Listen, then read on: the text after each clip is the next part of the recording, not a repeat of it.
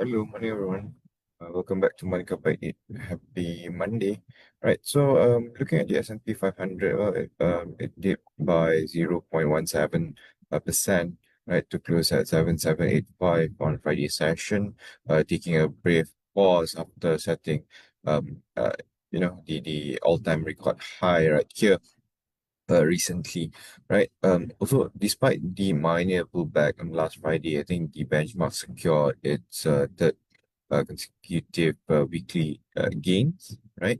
Also, the profit taking was triggered by the weaker than expected macro data highlighted by the July retail sales falling by 0.6%, and also the consumer sentiment bit dropping. Also, 5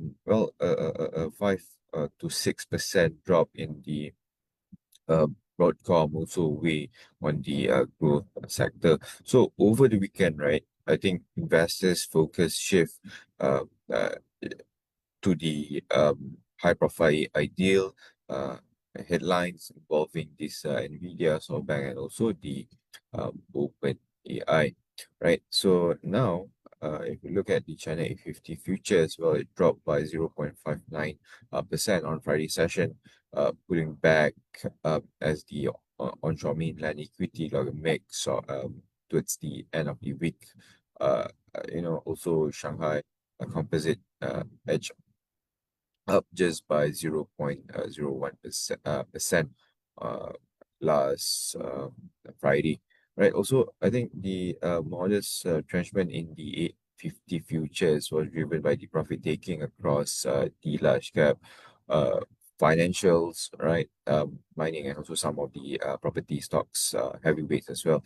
Um, Also, I think, however, the downside momentum across the broader tech counters was cushioned by the strong rally in the chip-making leaders like SMIC after reporting quarterly profit more than triple year on year recently, right?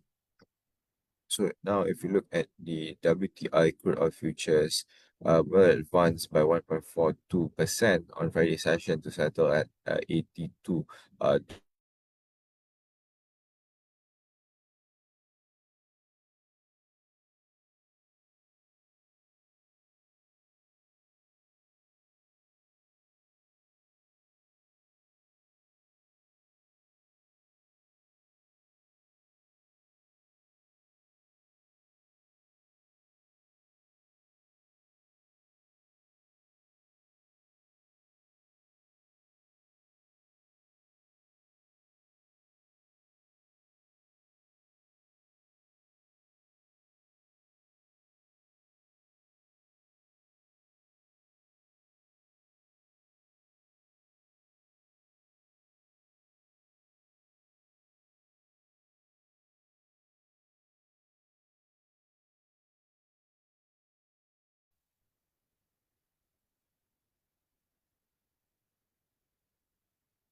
Hi, good morning, everyone. For now, I will take over to present the econs our weekly Rasa as stated on last Friday, as Aiman is having some issues, technical issues with the connection.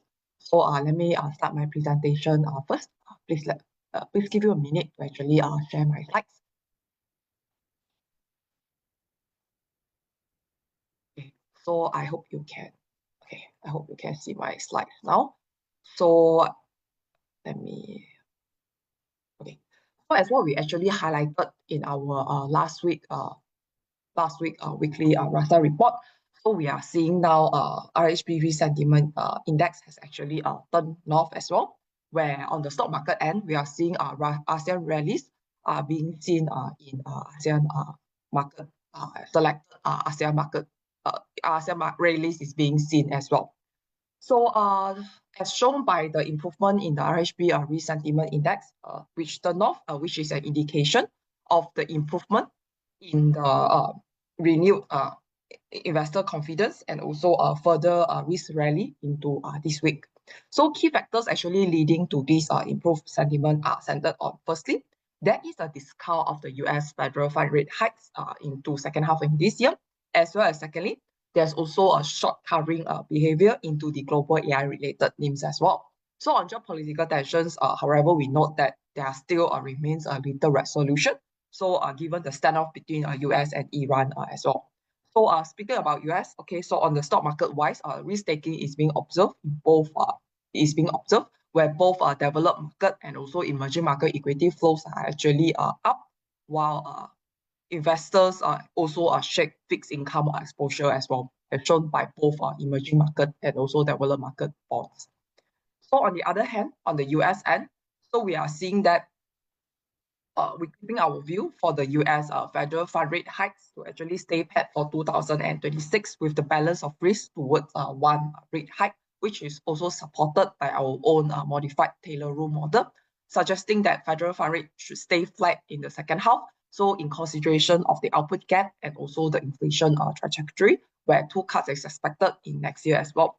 So similarly, on the swap prices wise, we are seeing that the participants is actually gradually pricing out or discounting the federal fund rate hikes. So now by the end of this year, so they are looking at around one rate hike compared to previous weeks where around 1.2 up to 1.3 hikes. So more importantly, traders are also penciling there's no hike in the September meeting. So and only a 60% chance for hike in October as well. So on the other hand, US data is not really doing great as well. So where the unemployment rate for now may have been declined to 4.1%, but it is also due to there is a lower labor force participation, where in July itself, the labor force participation rate is around 61.4%, which is lower than last year end print of around 62.4%. So and on the other hand, so US non-farm payrolls has also clocked a negative 23K decline in the jobs for the month of June, while May's print is also revised sharply lower to around plus 20K jobs. So softer average earnings, on the other hand, was being seen as well at year-on-year at around 3.2%, month-on-month is at around 0.1%, with a lower labor force participation rate, as I mentioned earlier on. So separately, factory orders has also declined on month-on-month basis by 0.3%, so clocking its second straight month of negative print and highlighting the tariff-related negative spillover impact to the US industries. So meanwhile, US 10-year yield treasury yields remain elevated at around range of around 4.65 to 4.7 in recent weeks, as market watchers are actually closely watching US and Japan joint currency intervention as well. The announcement, which made on 6th of August, will allow the Japan to actually use the US treasuries as a collateral to borrow dollars to shore up the Japanese yen strength under the FIMA repo facility. So why they do so? So Japan remains the largest foreign holder of the US treasuries, so suggesting that the sales of the US treasury in the open market, rather than being used as collateral, may equate to unnecessary tightening of the US financial conditions. So moving on into Malaysia, we have the release of second quarter final GDP as well as on last Friday. So for now, as what we see in the second quarter final print, it's actually stronger than what we expected and also market expected at a 6% growth. So with the advanced print at around 5.8%. So and our own consensus estimate is also similar at 5.8% as well. So the stronger than expected growth actually reflected robust growth in the government consumption in the second quarter, and also the stronger than expected growth in the services sector when you compare to the advanced print as well. So the robust first half growth, so at around 5.7%, further reinforce our construction view for the economic growth prospect in this year, where we still maintain our 2026 GDP growth projection at 5.4%. So where our auto regression and also leading economic index model actually pointing to a sustained growth momentum at a growth range around 5 up to 5.2% in the second half.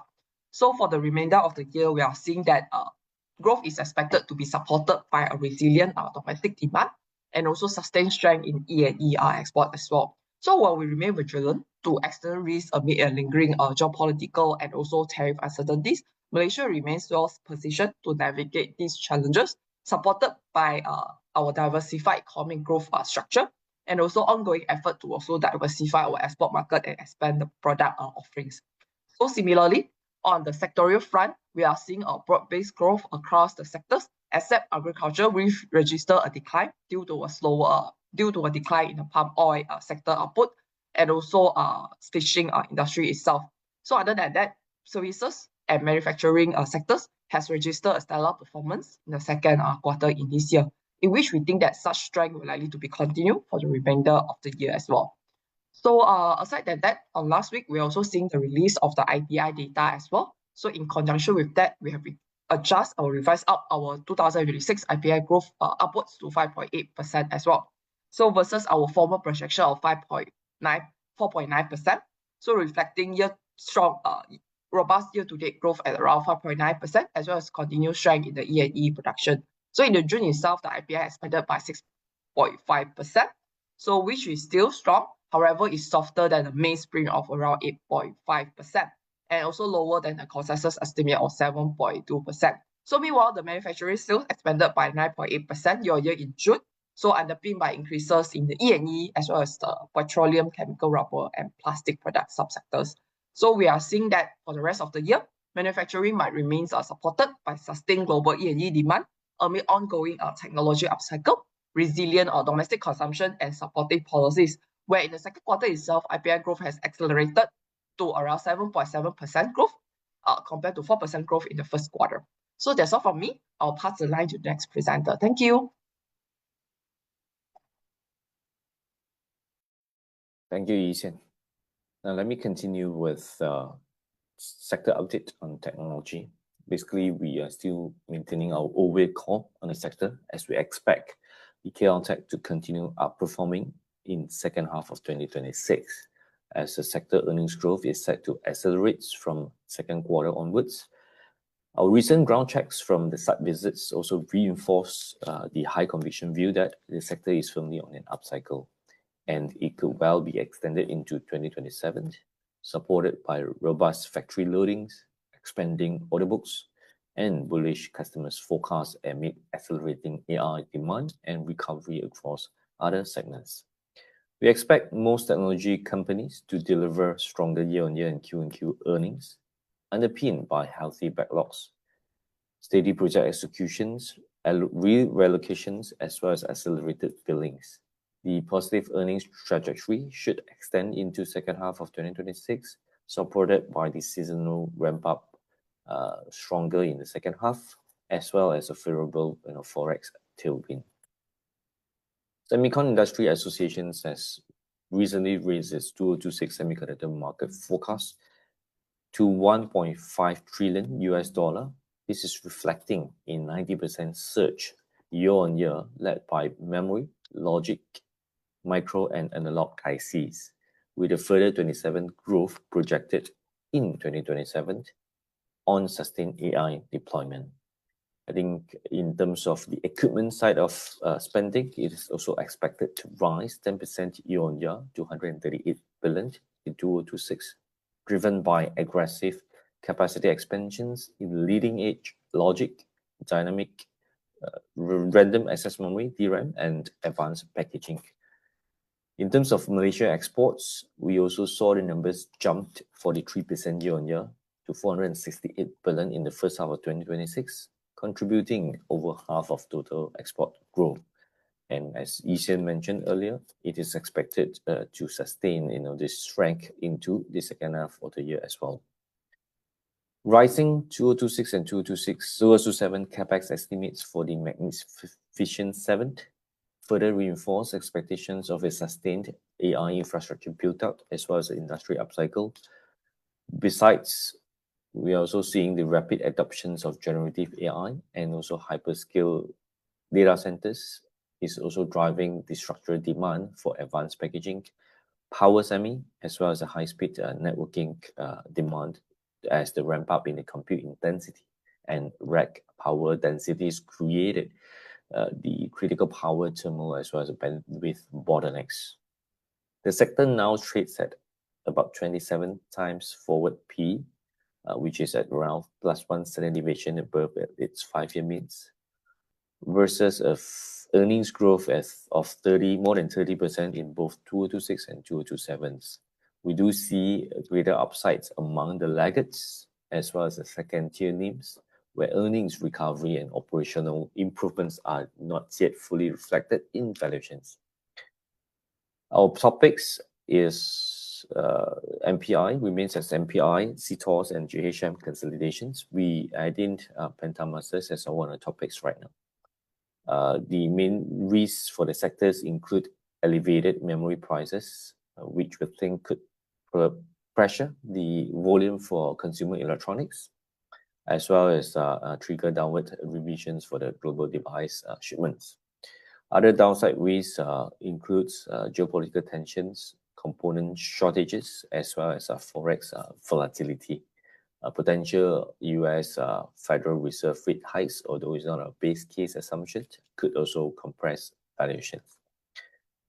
Now, next on, do have another company updates preview report on JHM consolidations. We are raising our target price to 64 cents from 50 cents previously, provides about 39% upside from current price. As we think the FY26 is set to be a turnaround year for JHM consolidations, powered by its core automotive lighting business, growth in the semiconductor-focused sheet metal division, and the turnaround of loss-making subsidiaries. We expect the second quarter earnings to improve year-on-year and Q-on-Q to about 4 to 6 million range, driven by operating leverage from higher automotive project run rates, rising industrial segment orders that will help to offset elevated input costs, as well as a stabilizer forex rate. I think the earnings is likely to form a base in first quarter and grow into the year, from second quarter onwards, backed by firmer revenue trend, as well as a seasonally stronger second half. The group do targets 20 to 30% revenue growth for FY26, with an expectations of net margins around 4 to 6%, and to grow further 10 to 15% revenue growth into FY27, excluding any new project wins. The stock is currently trading at about undemanding 17 times FY26 P and 13 times FY27 P, as well as at a below book valuations. I think the stock has significantly undervalued and may possess re-rating potential as it's deliver its consistent earnings. In terms of the two main segments for the company, I think the automotive segment is firmly back on track, anchored by the rollout of few delayed projects. The mass production has started since end of last year and should sustain in the next few years. The growth should be further amplified by the full lamp assemblies project for the new Proton models, which includes Proton Saga, as well as another new model is expected to add into the revenue growth in 2027. While freight costs for project transfer parts may temporarily weigh on margins, this should improve via efficiency gains over time. And also the new infotainment assembly projects could provide further upside. In terms of the industrial segments, the sheet metal side is still the primary earnings driver, which we expect them to clock in around 7 to 10 million in FY26. In terms of earnings contributions, they serve the back-end test equipment, instrumentation, as well as hard disk drive industry, which see a strong client demand across industry in 2026, as well as potentially extending into 2027. Overall, industrial subsegment margins are expected to widen as the division improve on its current utilization rate, as well as a narrower loss or a turnaround of its subsidiaries such as die casting operations. Revise our FY27 and 28 earnings down by 14 to 15%. This is to reflect the narrow margins for certain automotive projects, as well as to impute higher revenue growth into our model assumptions. Our target price rises to 64 cents as we roll forward our valuation year to FY27, still pegged into an unchanged 18 times PE, which is at about 1 standard deviation above the 5-year means. Now, the key downside risks for the stocks include weaker demand, cost escalations, production delay, as well as USD weakness.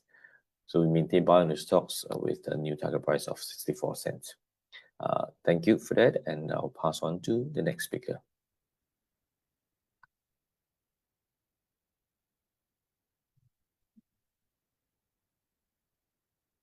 Hey, morning everyone. Let me continue with results update on Carlsberg.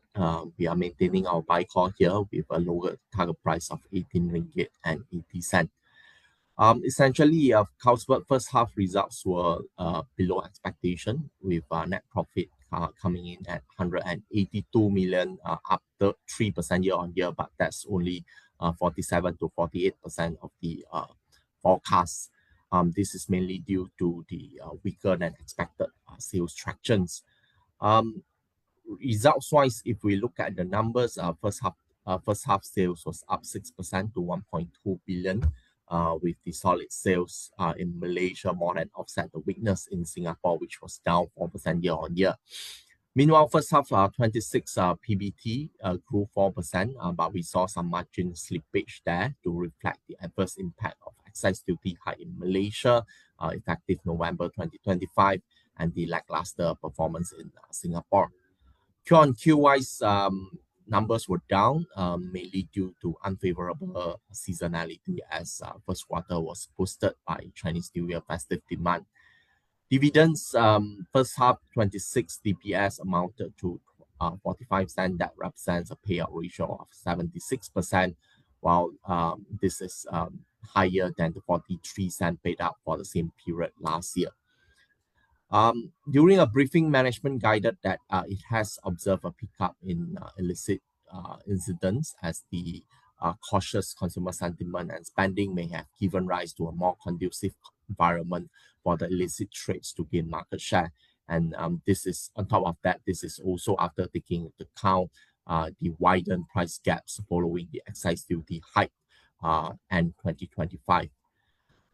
So far, the impact from Middle East conflict to supply chain and production costs is manageable thanks to the group's diversified sources of supply.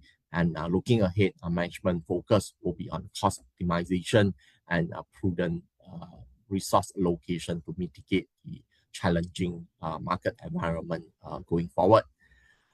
Post results trim our numbers by about 4% and revised down our target price to 18 ringgit and 80 cents, which implies 15 times forward PE.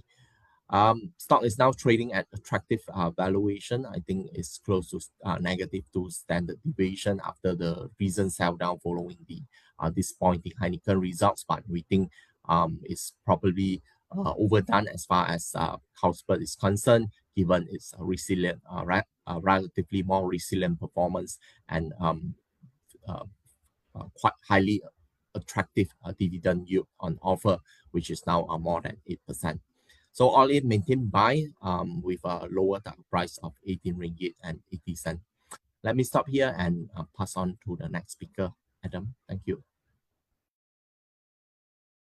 All right, good morning everyone. So today we have a company update on Kerjaya Prospek, where on last Friday it announced that it is acquiring an additional 19% stake in AS Sunlogy. Previously, Kerjaya had already bought a 9% stake in the same company.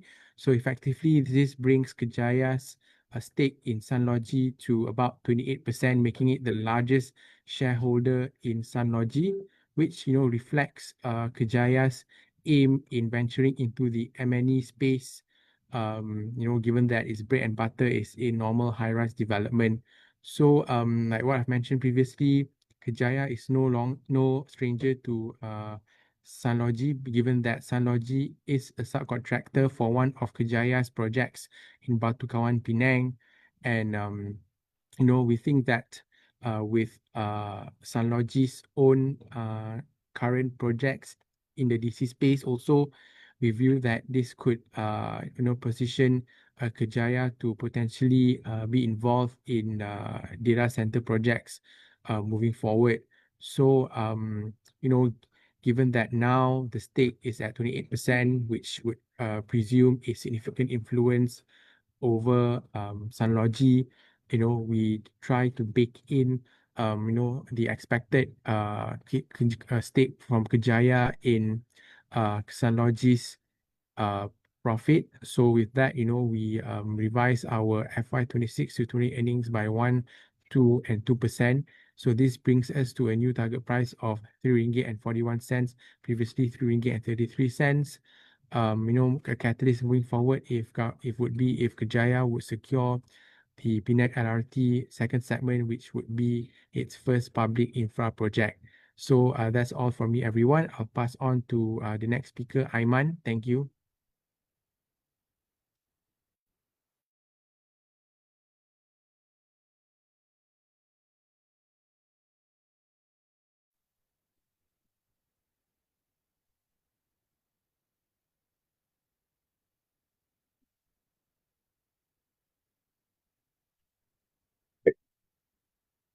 Sorry, everyone.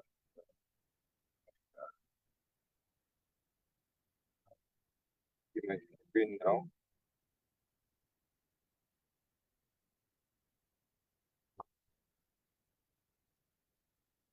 So let's pick up from where we oh yeah, okay. So if you look at this heat map, right, well, it reflect or shows a widespread profit taking across our Bursa Malaysia, despite the strong GDP figure led by the decline in the manufacturing. If you see here, brass metal was down by 3% uh, over 3% last Friday, right? And also, if you see right here, the tech, Netgate, the industrial services as well, um, down by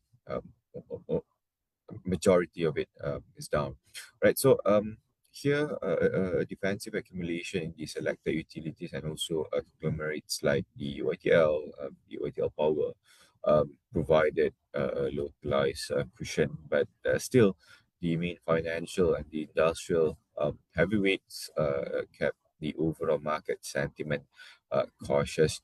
And looking at our Malaysia trading stocks that we published today, right? So we have Pentamaster Corporation. So today is on its pending breakout formation at 560 cent level on a strong volume. So with that, we expect the the momentum to keep positive and to keep bullish, and it's not able to proper and test to the next resistance level at RM5.85, followed by RM6.10 for the second resistance. And if the stock to clear below this RM5.35 support, well, this could reverse the cost and trend lower. And also next we have BM Green Tech. So the stock is experiencing a breakout at RM1.90 level. So if the stock to remains bullish, we expect the price to reach RM2.05 in the coming session, with second resistance remains at RM2.15 level. So do keep an eye at RM1.80 support for any attempt of reversal. So we have one pending breakout stocks, uh, which is Pentamaster Corp, and also one breakout stocks, which is BM uh, Green Tech, right? Also looking at our FCPO futures, well, it dipped by 0.3% on last Friday session to close at 4710 ringgit, right, per 10. I think this taking a minor breather after the two consecutive days of gains earlier.